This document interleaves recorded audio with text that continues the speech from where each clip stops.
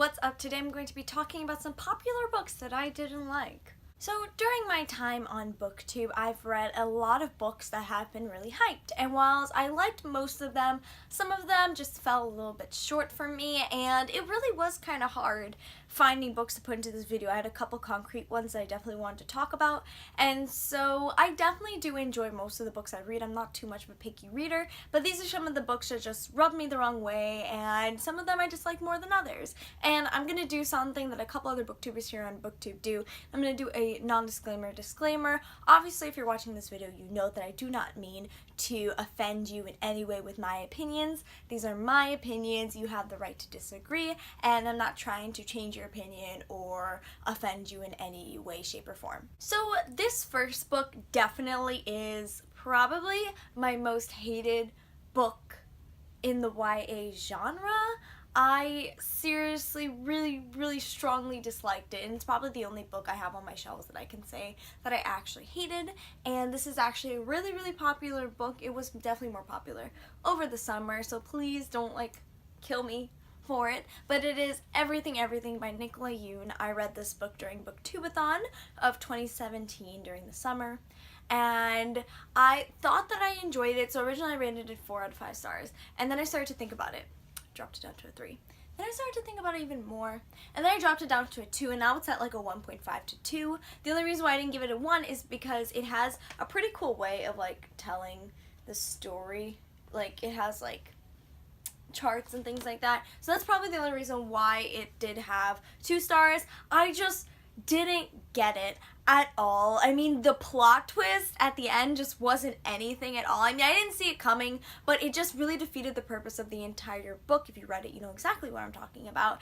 And our main protagonist, she just wasn't likable to me at all. She was very whiny. She just complained a lot, and I just wasn't about that. At first, I really liked Ollie, and I did like the nurse, Carla, but then they started making bad decisions, and Madeline made bad decisions, and it was just terrible. I mean, it just didn't make sense at all, and I just don't understand the purpose of this book, really, if that makes any sense. I don't know, it just gets me really aggravated. So this next book I read in March of 2018. It pretty much was the only book that I read. If you guys don't know, I've been in quite the reading slump, and I'm just now getting out of it. I will link my reading vlog down below, because that's kind of how I broke out of it.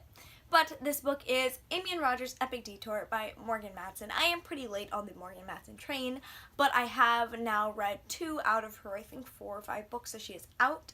And this one definitely was the one that I just didn't like. I listened to it on audiobook, so I'm not sure if that has anything to do with it. Most of these books I did listen to on audiobook.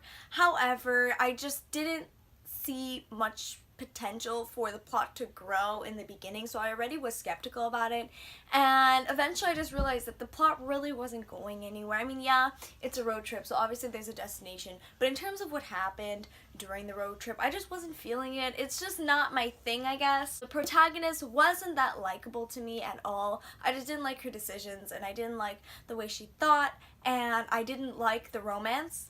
I just didn't. I don't think it even was very prominent in the book, and to me it just was really dull and boring, and I just couldn't wait to finish it, so I ended up rating this one 2 out of 5 stars. So this next one is also a really popular one, so I don't want anybody to get mad at me, please. These are just my opinions, and they don't have to offend you in any way, shape, or form.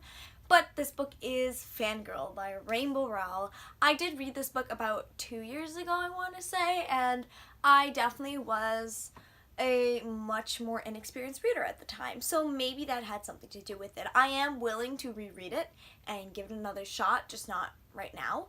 I just have so many other books that I need to read, but this book just, most of these books, it was just boring and pointless to me. I remember hating the romance, hating it. I just didn't like it. I don't know why. Everybody ships them together, but I just didn't. I, again, didn't like the protagonist, and that's really all I remember. I just remember not liking it. If you go on my Goodreads, I probably rated 4 out of 5 stars, because I just definitely wasn't that much of a critical reader, but now I would probably rate it 2.5 stars. But I am willing to reread it, so don't quote me on this. This next book is a book that was fairly popular but a while ago, so I don't know how many people would like be mad at me, but it is Delirium by Lauren Oliver and the whole trilogy at that. This book, I read them at the ending of last year and into the beginning of this year, I believe. It wasn't anything special to me.